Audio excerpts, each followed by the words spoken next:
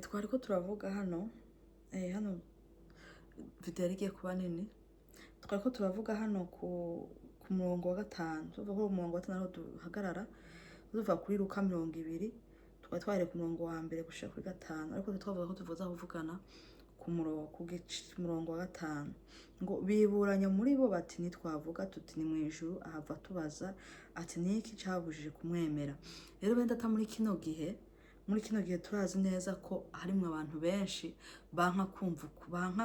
kumva ukuri kandi bakuzi, ugasanga ijambo ry'Imana riko riravugwa ariko abantu ugasanga ntibavyitayeho, ahubwo bariko baraba ngo mbega uriko arivuga ngo nuwa hehe, mbega urivuga no kwande, yava hehe, mbega asengera he, mbega ameze gute, mbega ni giki, mbega bijya avuga yabibwiwe nande, yabibariwe nande. Ugasanga abantu benshi bariko bata umwanya mu bintu bitagira ikimazi, aho kwiyumvira ati mbega bijya ariko aratubwira, mbega jewe burya nta kindi abakirimwo, mbega uyu munsi jewe bimeze gute, aho gufata ngo yinjire iwe mu mutima, ahubwo abanza gucira urubanza uwabivuze. Yesu Kristo aturengere cyane. Ugasanga umuntu ariko afata umwanya, benda tamumbabarire iri jambo ry'Imana rihawe kunyene, ariko ugasanga umuntu ariko afata avuga ngo mbega ngurya ariko benda tamumenye yuko urabona kugira ngo ufate umwanya wo gukora bino n'umwanya udasanzwe, kuko umuntu aba yafashe umwanya, uwo mwanya aba yawufashe kugira ngo abikore, nuko afite ibimusonika muri we, nuko afite nyine musona wundi bwo n'ibintu umwanya ntuboneka, ariko ugaca ufata ugasanga nk'umuntu yafashe umwanya wo kubikora, yarayicaye ariko arabikora, ugaca usanga nk'umuntu yicaye harya, ariko nta wundi ko ndahagiriza, ntabwo mbizi, gusa ijambo narihawe kunyene, rero ndiko ndarivuga ko ndiko ndabihabwa, mumbabarire. Rero hanyuma ugasanga umuntu, kandi ndabizi abantu bitubaho, ugasanga urumviriza ubutumwa yaba no mwishengero bibaho, ugasanga umuntu ari mwishengero aho kugira ngo yumve ibivugwa, yumve ngo afashwe, ariko aca urubanza, ugasanga ko avuga ngo mbega urya ngo ariko aravuga benda turazi neza yuko kuko hari igihe nivyo usanga ariho umukozi w'Imana ko akubwira ubutumwa ariko aravuga, ari ugasanga hariho ibyo usanzwe umuziho bitameze neza, ariko nubwo wabiruko, aho gufata umwanya wo guca urubanza wowe uko wikwegera ivyaha gusa, fata umwanya umusengere, cyangwa kuryo muzi uyu munsi ari naheje usanga yarihanye, kuko rero ntabwo bizi, kuko benshi turazi aho tugenda kenshi tugenda twandurira ivyaha, ugasanga byinshi tugenda twandura ivyaha, ugasanga umuntu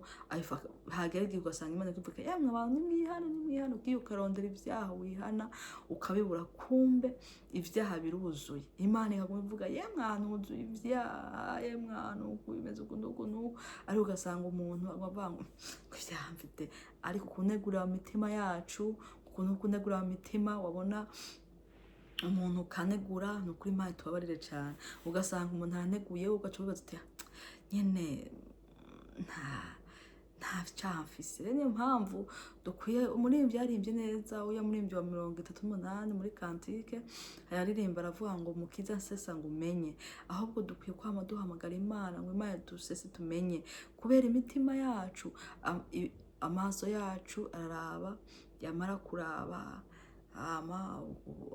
uravye bigashira ubwonko bwagira bukiyumvira, hama bigaca bitwara, bigaca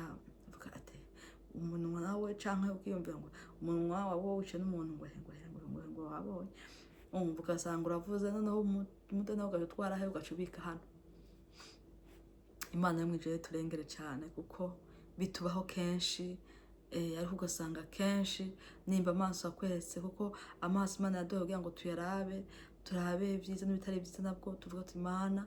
rengero rya muntu mubabarire cyangwa gira uko, ariko ntabwo Imana yaduhaye kugira ngo dusuzugure abantu, ntabwo Imana yaduhaye kugira ngo tuvuge n'abantu, ahubwo Imana yaduhaye kugira ngo ahubwo tube abo gufasha abandi. Rero nukuri Imana tubabarire cyane muri kino gihe. Urabona rero hano ijambo ry'Imana kuri 5 ratubwira ngo biburanya muri bo bati nitwavuga tuti ni mwijuru, urabona nk'aba bantu ariko bamwe ntitwavuga ngo twava mu ijuru, ko bari bazi neza yuko ububasha bwo bukoresha Yesu bwavuyemo. Bavuga yuko kubatiza kwa Yohana kwavuye mu ijuru, avuga ati ntitwavuga ko kwavuye mu ijuru, atubarira ati kuki mutamwemeye. Rero muri kino gihe nabyo abantu barumva ukuri, bakumva ukuri iby'Imana yatumanye abantu bakavuga ati yemwe nimwihane, ibihe ni bibi, igihe kimeze uku nuku, ihana ibyaha, ihana ububeshi, ihana ubusambanyi, ihana ubusuma. Ugasanga uwo muntu ariko aravuga Imana yamutumye, yamara kumutuma aho harabasuma, aho harabasambanyi, harababeshi, aho kugira ngo biyumve bya byaha byabo, bagatamva ngo mbega ujye umuhungu wa naka, ujya se wa mukobwa wa naka, mbe ndi yamutumye, burya babasha ndi yawumuhaye, urya ko tuzi kunuku na kuriya, mbe yabikuye bimeze gute? Rero ubwo ugapfira mu kuguma ucira imanza umuntu, aho kugira ngo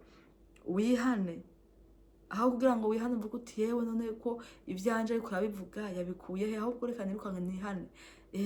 nihane kugira ngo Imana ingirire imbabazi, ariko wowe ukaba muri ibyo. Rero nababwira yuko mukwiye